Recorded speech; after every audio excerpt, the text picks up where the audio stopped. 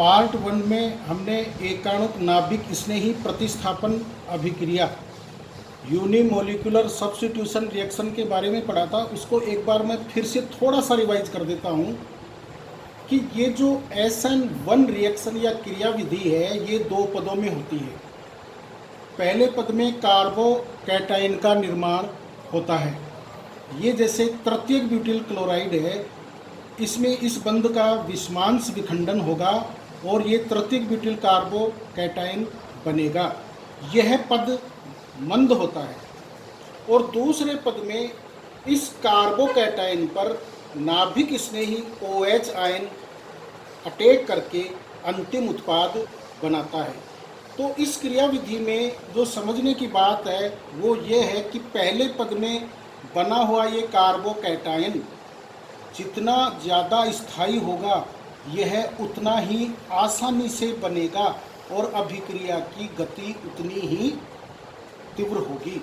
अब कार्बोकैटायन का जो स्थायित्व तो उसको फिर से एक बार रिवाइज कर देता हूँ। यहाँ पर इसकी क्रियाशीलता का कारण ये धनावेश है, क्योंकि ये धनावेश और ये ऋणावेश दोनों अट्रैक्ट होकर के वापस ये बना देंगे। तो ये कार्बोकैटायन स्थायी हो इसके लिए ज़रूरी है कि इस पर धनावेश कम हो। तो कार्बोकैटायन के स्थायित्व को हम प्रेरणिक प्रभाव के द्वारा समझा सकते हैं। देखिए जैसे ये CH3 methyl carbocation, ethyl carbocation, isopropyl carbocation, तृतीयक ब्यूटिल कार्बोकैटायन। अब देखिए प्लस आई प्रभाव, जितने भी एल्किल समूह हैं वो सारे धनात्मक प्रेरणिक प्रभाव प्लस आई प्रभाव डालते हैं। ये इस बंध के इलेक्ट्रॉनों को उधर धकेल देंगे और खुद थोड़ा सा पॉजिटिव हो जाएगा और इसको आंशिक ऋणावेशित करना चाहेगा। ऐसे यहाँ पर ये दो जो मेथिल ग्रुप है वो बंध के दोनों इलेक्ट्रॉनों को इस कार्बन की ओर धकेल करके खुद थोड़ा सा पॉजिटिव हो जाएंगे, इसको नेगेटिव करना चाहेंगे। ऐसे यहाँ पर ये 3 के कारण से आंशिक ऋणावेश आएगा। तो ये आंशिक जैसे ऋणावेश है, क्या इस कार्बन पर आंशिक ऋणावेश आ जाएगा? नहीं, यहाँ पहले से बहुत बड़ा धनावेश है, इसलिए ये आंशिक ऋणावेश इस धनावेश को कम कर देगा। और यहाँ पर ये जो दो धनावेश हैं आंशिक, ये इस धनावेश को और भी कम कर देंगे। ये जो यहाँ पर आंशिक ऋणावेश है ये आंशिक ऋणावेश हैं, ये इस धनावेश को और भी कम कर देंगे। और यहाँ पर ये जो आंशिक जो ऋणावेश है ये इस धनावेश को और भी कम कर देगा। अब देखिए मतलब इसको एकाणुक नाभिक स्नेही प्रतिस्थापन अभिक्रिया क्यों कहा जाता है। अब देखिए इसमें अभिक्रिया का जो वेग निर्धारक पद है, जो पहला पद है जिससे अभिक्रिया का वेग ज्ञात किया जाता है, जिसे वेग निर्धारक पद कहते हैं, उसमें हमने देखा था कि एक अणु भाग लेता है एल्किल हैलाइड का और नाभिक स्नेही भाग नहीं लेता है। अतः इसे SN1 एकाणुक अभिक्रिया कहते हैं। वेग निर्धारक पद में एक अणु भाग लेने के कारण इसे एकाणुक नाभिक स्नेही प्रतिस्थापन अभिक्रिया कहते हैं। अर्थात इस अभिक्रिया का वेग केवल एल्किल हैलाइड की सांद्रता पर निर्भर करेगा। ये आपके केमिकल काइनेटिक्स में आएगा, उस टाइम पर आपके ज़्यादा समझ में आएगा। अब देखिए एल्किल हैलाइडों की SN1 अभिक्रिया के प्रति क्रियाशीलता क्या होगी।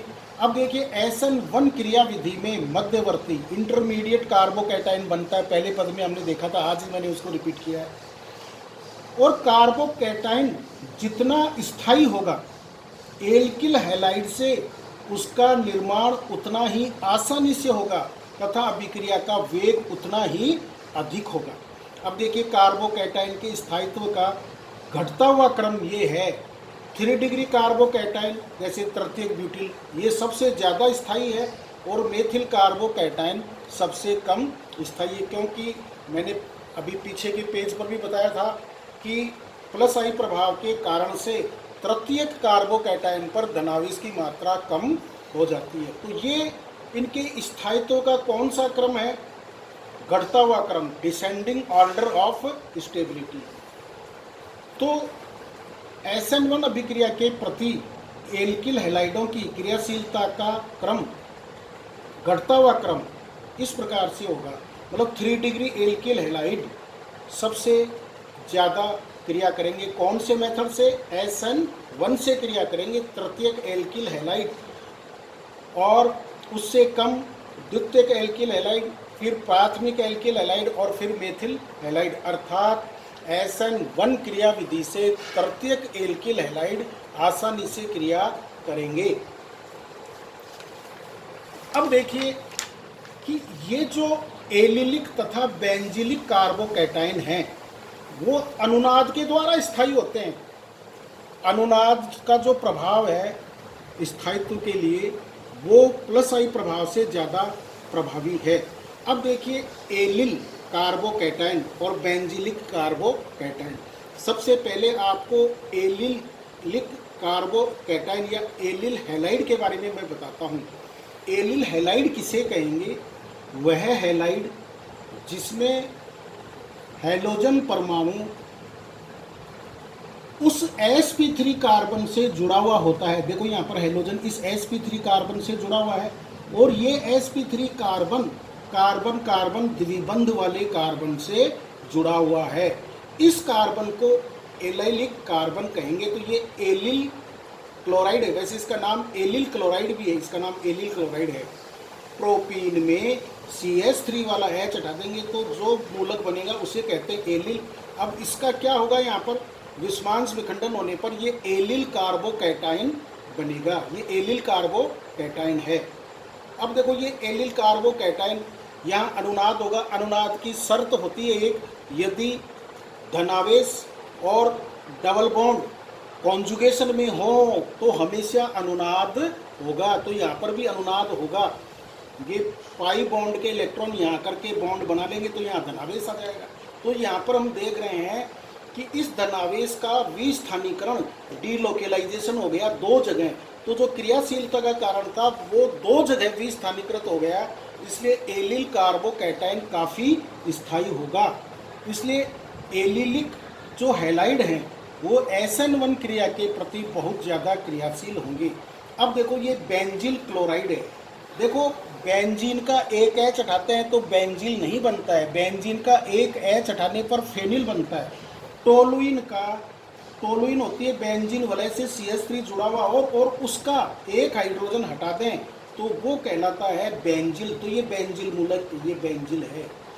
बेंजीन वलय पर CH3 लगाया, वो टोलुइन और उसका एक H हटा दिया तो ये बेंजिल। तो ये बेंजिल क्लोराइड हो गया। विषमांश विखंडन से ये जो बना ये क्या कहलाएगा? Benzyl carbocation. अब देखो इस बेंजिल कार्बोकैटायन में धनावेश और ये जो डबल बॉन्ड है ये संयुग्मन में है, कॉन्जुगेशन में है, इसलिए अनुनाद होगा यहाँ पर। अब अनुनाद में क्या होगा? अनुनाद में ये इस पाई बंध के इलेक्ट्रॉन यहाँ जाएंगे तो बंध यहाँ बन जाएगा और चूंकि इलेक्ट्रॉन इधर गए तो इस पर धनावेश आ जाएगा। अब इस पाई बॉन्ड के इलेक्ट्रॉन यहाँ करके ये बंध बन जाएगा तो यहाँ धनावेश आ जाएगा। अब आगे वाले में क्या होगा कि इस पाई बॉन्ड के ये इलेक्ट्रॉन यहाँ करके बॉन्ड बना लेंगे तो धनावेश यहाँ आ जाएगा। और अब ये जो इलेक्ट्रॉन यहाँ कर बंद बना लेंगे तो ये इससे बिल्कुल उल्टा स्ट्रक्चर आ गया। तो यहाँ धनावेश का जो विस्थानीकरण है वो 4 जगह हो गया, 1 2 3 4। इसलिए जो क्रियाशीलता का कारण है भाई, ये क्रियाशील क्यों है? क्योंकि यदि इस पर धनावेश ज़्यादा होगा तो इससे ये आकर्षित होकर के, ऋणावेशित से आकर्षित होकर के वापस ये बना देगा। तो ये स्थायी हो इसके लिए ज़रूरी है कि इसी रूप में रहना चाहिए, अर्थात इस पर धनावेश कम रहना चाहिए। तो वो धनावेश का विस्थानीकरण हो गया किसके द्वारा? अनुनाद के द्वारा। अब देखो एलिलिक हैलाइड को मैं एक बार फिर से समझा देता हूँ। एलिलिक हैलाइड किसे कहते हैं? इनमें हैलोजन परमाणु sp3 संकरित उस कार्बन परमाणु से जुड़ा हुआ होता है जो कार्बन कार्बन डबल बॉन्ड से जुड़ा होता है। जरा देखिए ये एलिलिक कार्बन कहलाएगा, sp3 संकरित है ये, और ये खुद किससे जुड़ा हुआ है? कार्बन कार्बन द्विबंध वाले कार्बन से जुड़ा हुआ है, इसलिए इसको कहेंगे एलिलिक कार्बन। और ये एक एलिलिक हैलाइड का उदाहरण हो गया। और बेंजिलिक हैलाइड किसे कहते हैं? जिसमें हैलोजन परमाणु sp3 संकरित कार्बन से जुड़ा हुआ होता है, उस sp3 संकरित कार्बन से जुड़ा होता है जो बेंजीन वलय से डायरेक्ट जुड़ा हुआ हो। देखो ये कार्बन डायरेक्ट बेंजीन वलय से जुड़ा हुआ है, sp3 है तो ये जो है ये बेंजिलिक कार्बन हो गया और ये हो गया बेंजिलिक हैलाइड हो गया। SN1 अभिक्रिया का वेग केवल एल्किल हैलाइड की सांद्रता पर ही निर्भर करता है। हम ये देख चुके हैं कि एल्किल हैलाइड की जो SN1 अभिक्रिया है उसमें वेग निर्धारक पद में, मंद पद में एल्किल हैलाइड का अणु ही भाग लेता है, एक अणु भाग लेता है, नाभिक स्नेही भाग नहीं लेता है। इसी कारण इसे एकाणुक नाभिक स्नेही प्रतिस्थापन अभिक्रिया कहते हैं, SN1। तो ये इसका कारण हो गया कि ये जो अभिक्रिया विधि हम पढ़ रहे हैं इसको एकाणु की क्यों कहते हैं, क्योंकि इसमें जो धीमा पद है, जो वेग निर्धारक पद है, उसमें केवल एक अणु भाग लेता है। तो इसका जो वेग है वो बराबर क्या होगा, के, और ये क्या है, एल्किल हैलाइड। एल्किल हैलाइड की सांद्रता ही आएगी यहाँ पर, इसलिए इसको एकाणुक नाभिक स्नेही प्रतिस्थापन अभिक्रिया कहते हैं। अब देखो एल्किल हैलाइडों की SN1 अभिक्रिया के प्रति क्रियाशीलता, कौन सा एल्किल हैलाइड तीव्र गति से क्रिया करेगा और कौन सा मंद गति से क्रिया करेगा, हम ये देखेंगे। हमने देखा कि SN1 अभिक्रिया दो पदों में हुई। पहले पद में क्या बना, उसमें मध्यवर्ती इंटरमीडिएट कार्बोकैटायन बनता है और कार्बोकैटायन का स्थायित्व जितना अधिक होगा एल्किल हैलाइड से, उसका जो निर्माण है वो उतनी ही आसानी से होगी और अभिक्रिया का वेग उतना ही अधिक होगा। तो कहने का मतलब ये हुआ कि कार्बोकैटायन का जो स्थायित्व है उस पर निर्भर करेगा इसका वेग। तो देखिए कार्बोकैटायन का जो स्थायित्व हम पहले डिस्कशन कर चुके हैं काफ़ी, 3 डिग्री का स्थायित्व सबसे ज़्यादा, फिर 2 डिग्री, फिर 1 डिग्री, और मेथिल कार्बोकैटायन का स्थायित्व क्या होता है, सबसे कम होता है। तो SN1 अभिक्रिया के प्रति एल्किल हैलाइडों की क्रियाशीलता का घटता हुआ क्रम, डिसेंडिंग ऑर्डर क्या होगा, 3 डिग्री एल्किल हैलाइड सबसे ज़्यादा क्रियाशील होंगे, 2 डिग्री एल्किल हैलाइड उससे कम, और 1 डिग्री एल्किल हैलाइड उससे कम, और मेथिल हैलाइड सबसे धीमी गति से क्रिया करेंगे। अब देखो इसमें प्रश्न पूछा जाता है, इस प्रकार का प्रश्न पहले भी पूछा गया है। आपको ये दिया गया है कि निम्नलिखित एल्किल हैलाइडों को SN1 अभिक्रिया के प्रति बढ़ती हुई व घटती हुई क्रियाशीलता के क्रम में लिखिए। ये एल्किल हैलाइड दिया है, जैसे तृतीयक ब्यूटिल ब्रोमाइड, ये मेथिल ब्रोमाइड, फिर इसके बाद में एथिल ब्रोमाइड, और ये है आइसोप्रोपिल ब्रोमाइड। तो इसका आंसर क्या होगा, बढ़ता हुआ क्रम, असेंडिंग ऑर्डर। बढ़ते हुए का मतलब क्या होता है, जैसे बढ़ता हुआ क्रम 1 2 3 4, तो इसमें सबसे छोटे को पहले लिखा ना हमने, तो जिसकी क्रियाशीलता सबसे कम है उसको पहले लिखेंगे और जिसकी क्रियाशीलता सबसे ज़्यादा उसको बाद में लिखेंगे।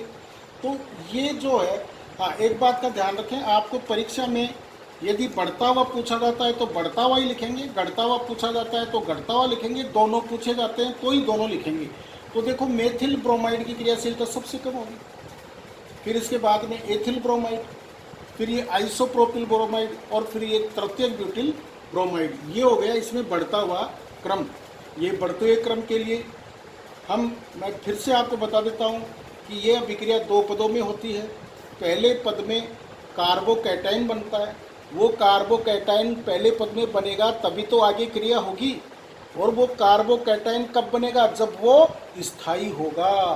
तो सबसे ज़्यादा स्थायी ये तृतीय कार्बोकैटायन होता है, इसलिए इसके प्रति क्रियाशीलता ज़्यादा होगी और मेथिल ब्रोमाइड के प्रति क्रियाशीलता सबसे कम होगी, इसकी कम होगी, सबसे कम क्रियाशीलता होगी।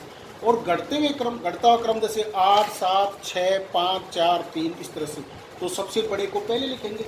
तो मेथिल, ये जो तृतीय ब्यूटिल ब्रोमाइड है वो सबसे ज़्यादा है, फिर आइसोप्रोपिल ब्रोमाइड क्या नाम इससे कम, ये, और फिर ये एथिल ब्रोमाइड इस आइसोप्रोपिल ब्रोमाइड से कम, और ये एथिल ब्रोमाइड ज़्यादा है किससे, मेथिल ब्रोमाइड से। फिर देखिए तृतीय ब्यूटिल ब्रोमाइड सबसे ज़्यादा क्रियाशील, इससे कम क्रियाशील आइसोप्रोपिल ब्रोमाइड, इससे कम क्रियाशील एथिल ब्रोमाइड, और इससे कम क्रियाशील मेथिल ब्रोमाइड। अब हम लेते हैं द्विअणुक नाभिक स्नेही प्रतिस्थापन अभिक्रिया, by molecular nucleophilic substitution reaction. ये चीज़ें आपको बता रखी है। इसका जो सिंबल है वो है SN2, S substitution, and nucleophilic 2 bimolecular द्विअणुक के लिए।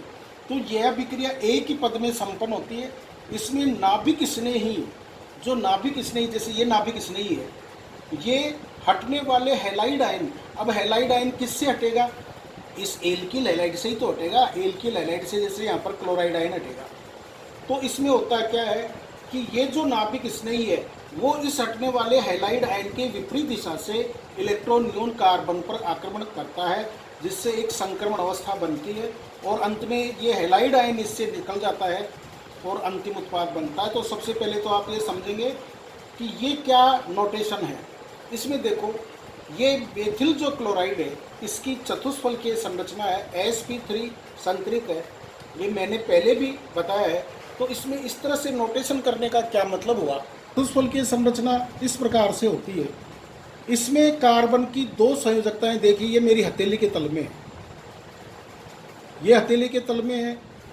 ये संयोजकता आपकी ओर है, दर्शक की ओर है ये संयोजकता, और ये दर्शक से पीछे की ओर है। तो ये जो संयोजकताएं, जैसे ये हथेली में ले रखा है मैंने, तो हथेली के तल में है। मैंने जो डायग्राम बना रखा है वो कहाँ बना रखा है? पन्ने में। तो ये पन्ना या पेपर के तल में है ये 2 संयोजकताएं। बोर्ड पर चित्र बनाएंगे तो ये दोनों संयोजकताएं बोर्ड के तल में होंगी।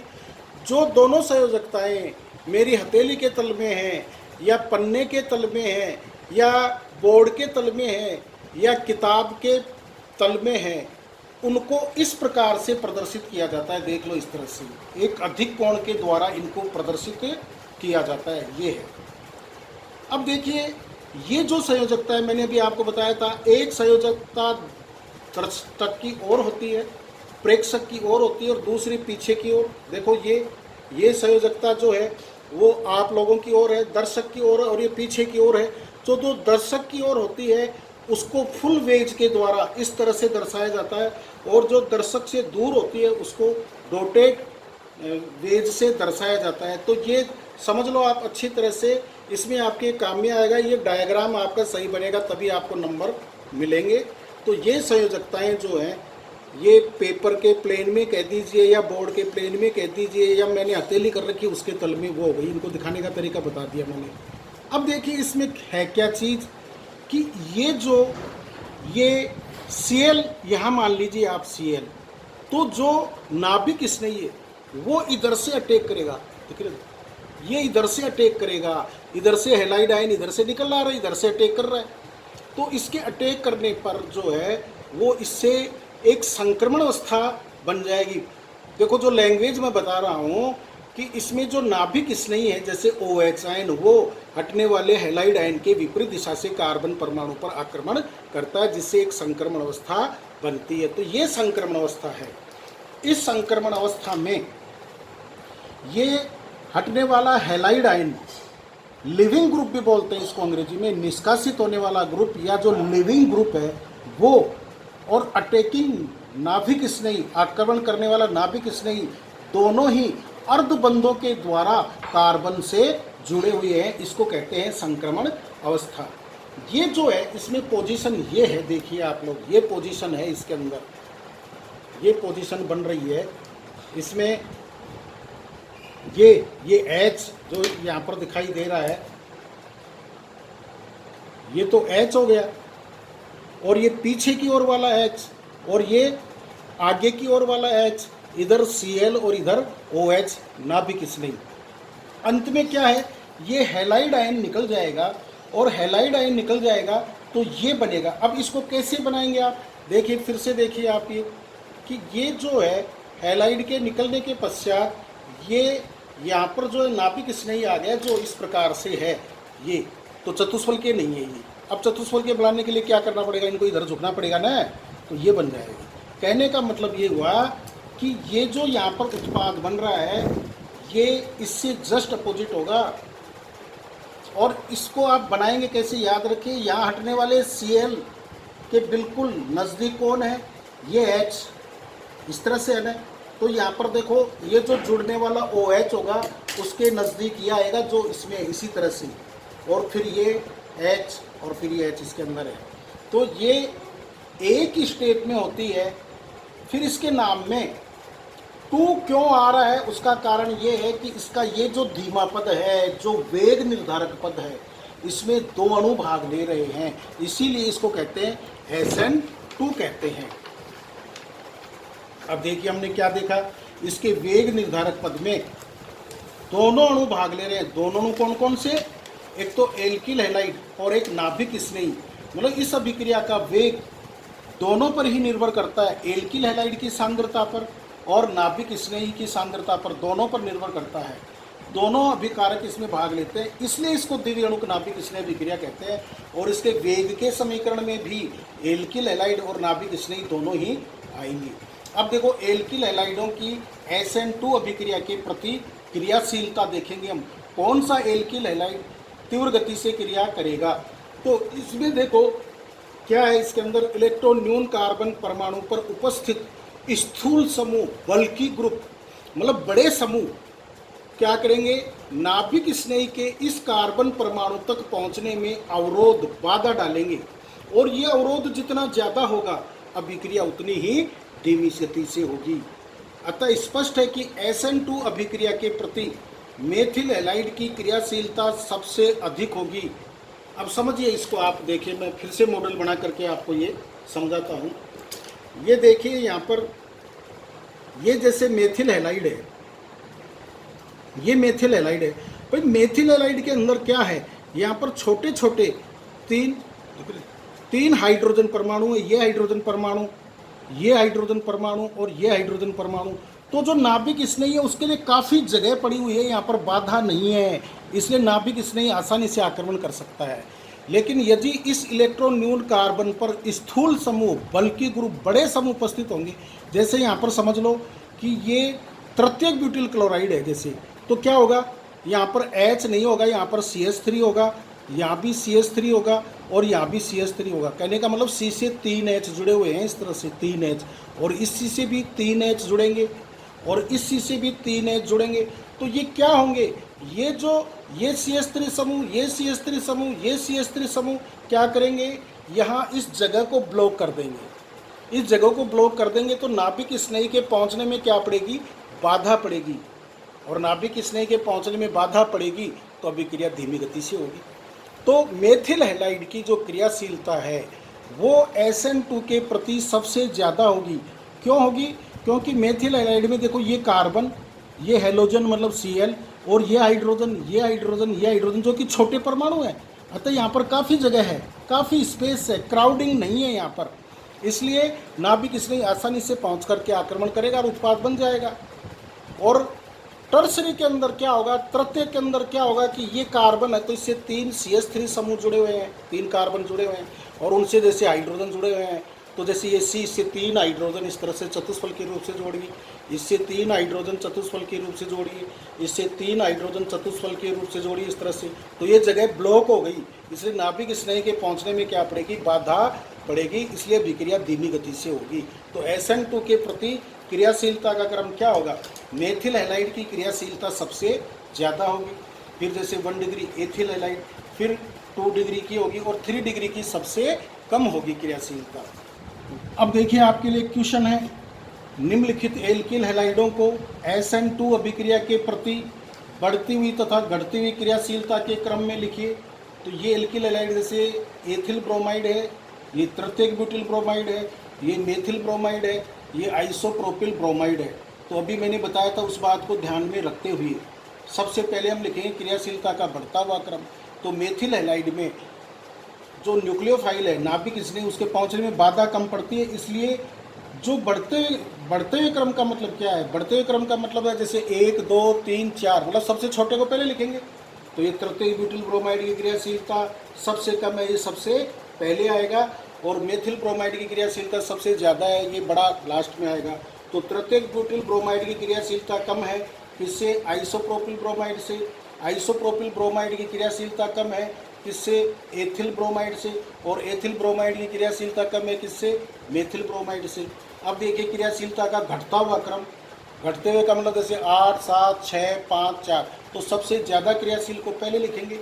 ये मेथिल ब्रोमाइड की क्रियाशीलता इसकी सबसे ज़्यादा, methyl bromide is greater than ethyl bromide is greater than isopropyl bromide is greater than tertiary butyl chloride. अब देखो नाभिक स्नेही प्रतिस्थापन अभिक्रिया में जो निष्कासित होने वाला समूह है, जो निकलने वाला हैलाइड आयन है, उसको अवशिष्ट समूह या लिविंग ग्रुप कहते हैं।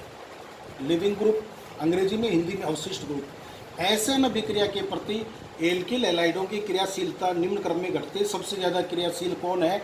आयोडाइड, एल्किल आयोडाइड, फिर एल्किल ब्रोमाइड और फिर एल्किल क्लोराइड और फिर एल्किल ब्रोमाइड। इसका कारण क्या है? आयोडीन का आकार बड़ा होने के कारण से यहाँ पर जो CI बंद होगा वो बड़ा होगा, और बड़ा बंद होने के कारण से ये आसानी से टूट जाएगा। और यहाँ पर C और F के बीच का जो बंध है वो सबसे छोटा होगा और ये मजबूत होगा। तो ये यहाँ पर निष्कासित होने वाला जो ग्रुप है आयोडाइड, वो सबसे आसानी से निष्कासित हो जाएगा। तो देखिए अवशिष्ट जो ग्रुप है हैलाइड आयनों के निष्कासित होने की सुगमता निम्न क्रम में घटती है। आयोडाइड की सुगमता सबसे ज़्यादा है, अर्थात जो लिविंग ग्रुप है उसमें आयोडाइड बहुत आसानी से हट जाएगा। इसके बाद में ब्रोमाइड, इसके बाद में क्लोराइड और इसके बाद में फ्लोराइड। अब देखिए प्रश्न है, ये प्रश्न आया हुआ है, निम्नलिखित युग्मों में कौन सा जलीय KOH के साथ SN1, ध्यान दीजिए SN1 अभिक्रिया में तीव्रता से अभिक्रिया करेगा। तो SN1 अभी जो हमने पढ़ी थी वही तो थी SN1। तो SN1 में देखो भी बताया था मैंने कि ये एल्किल ग्रुप दोनों में समान है। अब जब ये ग्रुप समान है तो आपको यहाँ पर टर्सरी, सेकेंडरी, प्राइमरी नहीं देखना है। यहाँ पर आपको ये भाग समान, इसको छोड़ दीजिए, तो आपको ये देखना है। अभी जो क्रम हमने देखा था उसके अनुसार ब्रोमाइड आयन, Br आयन अपने बड़े आकार और कम विद्युत ऋणता के कारण Cl की अपेक्षा अच्छा अवशिष्ट समूह है, लिविंग ग्रुप है। कहने का मतलब C और Br के बीच का जो बंध है वो आसानी से टूट जाएगा, और C और Cl के बीच का बंध थोड़ा कठिनाई से टूटेगा, क्योंकि यहाँ पर विद्युत ऋणता ज़्यादा होने से इसमें आयनिक करैक्टर ज़्यादा होंगे, तो आकर्षण के कारण से बंध लंबाई कम हो जाएगी। अतः OH आयन आने वाले नाभिक स्नेह की उपस्थिति में तीव्र गति से निकल जाएगा। कौन? Bromide ion. तो अतः SN1 क्रिया के प्रति CH3CH2Br की क्रियाशीलता CH3CH2Cl से अधिक होगी। फिर ये दूसरा प्रश्न देखिए आप, यहाँ पर ये है, ये तो है ब्यूटिल ब्रोमाइड हैलाइड है और ये टर्सरी ब्यूटाइल हैलाइड है। SN1 क्रिया के प्रति हैलाइडों की क्रियाशीलता अभिक्रिया में बने मध्यवर्ती कार्बोकैटायन के स्थायित्व पर निर्भर करती है। SN1 में तो जिस एल्किल हैलाइड से स्थायी कार्बोकैटायन बनेगा उसकी क्रियाशीलता ज़्यादा होगी। तो इससे तो बना ये 1 डिग्री कार्बोकैटायन। देखो यहाँ पर ये कार्बन एक ही कार्बन से जुड़ा हुआ है, इसलिए प्राथमिक कार्बन एटम है और इसी पर धनावेश है। तो ये प्राथमिक कार्बोकैटायन 1 डिग्री कार्बोकैटायन है, ये कम स्थायी है, तो विक्रिया में बहुत कम बनेगा। और यहाँ पर इसमें देखो आप, ये तृतीयक ब्यूटिल हैलाइड है, तो इससे तृतीयक ब्यूटिल कार्बोकैटायन बन रहा है, वो जो ज़्यादा स्थायी है, इसलिए पहले पद में ये बनेगा स्थायी होने के कारण से, इसलिए आगे ये भाग लेगा। तो इसकी क्रियाशीलता ज़्यादा होगी SN1 अभिक्रिया के प्रति। कितना को? अब देखिए मैं आपको 2 प्रश्न हल करवा रहा हूँ जो पिछले सालों में पूछे भी गए हैं। आपको प्रश्न इस तरह से मिलेगा, CH3Cl इस पर जलीय KOH की क्रिया, और ये प्रोडक्ट भी आपको मिलेंगे। या तो ये कहेगा कि इस क्रिया की क्रियाविधि दीजिए, समीकरण दे करके कहेगा, या कहेगा मेथिल क्लोराइड पर जलीय KOH की क्रियाविधि दीजिए। ये एक पहला प्रश्न। दूसरा प्रश्न, या तो ये समीकरण के रूप में आपको मिलेगा इस तरह से, तृतीयक ब्यूटिल ब्रोमाइड जलीय KOH तृतीयक ब्यूटिल एल्कोहल KBr, या ऐसे शब्दों में मिलेगा तृतीयक ब्यूटिल ब्रोमाइड पर जलीय KOH की क्रियाविधि दीजिए। तो आपको पहले हम एक को हल करेंगे इसको। तो इसमें हम देख रहे हैं कि यह विक्रिया SN2 क्रियाविधि से पूरी होगी, क्योंकि SN2 में विक्रिया एक ही पद में पूरी होती है। जो नाभिक स्नेही है और जो एल्किल हैलाइड है वो दोनों एक ही पद में भाग लेते हैं। तो देखिए क्या लिखेंगे इसके बारे में आप, यह विक्रिया SN2 क्रियाविधि द्वारा संपन्न होती है। इसमें नाभिक स्नेही OH आयन, जैसे ये OH आयन इस हटने वाले हैलाइड आयन के विपरीत दिशा से इस कार्बन पर आक्रमण करता है। इलेक्ट्रॉन न्यून कार्बन पर आक्रमण करता है। ये इलेक्ट्रॉन न्यून क्यों हो गया? क्योंकि इसकी विद्युतीयता ज़्यादा है, इसलिए इस बंध के दोनों इलेक्ट्रॉन खींच करके इसकी ओर आकर्षित होंगे, तो इलेक्ट्रॉन न्यून हो गया। इसी कारण से इस पर नाभिक स्नेह का आक्रमण संभव होगा और इससे एक संक्रमण अवस्था बनती है। अभी मैंने आपको ये हल करवा ही दिया था, लेकिन ये मैंने दोबारा क्यों लिया कि प्रश्न किस हिसाब से आएगा इसके लिए लिया है यहाँ पर। ये नाभिक स्नेह और ये एल्किल क्लोराइड है, मेथिल क्लोराइड, ये इधर से टेक करेगा, ये संक्रमण अवस्था बन जाएगी और अंत में ये जो हैलाइड आयन, ये लिविंग ग्रुप इसमें से निकल जाएगा और क्या बन जाएगा? ये बन जाएगा प्रोडक्ट बन जाएगा। अब देखिए इसके बाद में इसको करेंगे हम, तो इसके बारे में आपको सबसे पहले ये एक लाइन लिखनी है। यह अभिक्रिया SN1 क्रियाविधि द्वारा दो पदों में संपन्न होती है। पहला पद क्या है? कार्बोकैटायन। तो यह अभिक्रिया उस विधि से क्यों नहीं हुई? क्योंकि यहाँ पर ये बड़े समूह जुड़े हुए हैं जो नाभिक स्नेह के आक्रमण में बाधा डालेंगे। ये इस मेथड से होगी। इसमें क्योंकि बनने वाला कार्बोकैटायन टर्सरी ब्यूटाइल है, तृतीयक ब्यूटिल है, इसलिए वो क्या होगा? ज़्यादा स्थायी है। ये बनेगा, पहले पद में ये बनेगा तभी तो आगे भाग लेगा। और ये ब्रोमाइड आयन, और देखिए इस कार्बोकैटायन पर इस नाभिक स्नेह का आक्रमण होगा और अंतिम उत्पाद बन जाएगा। बस।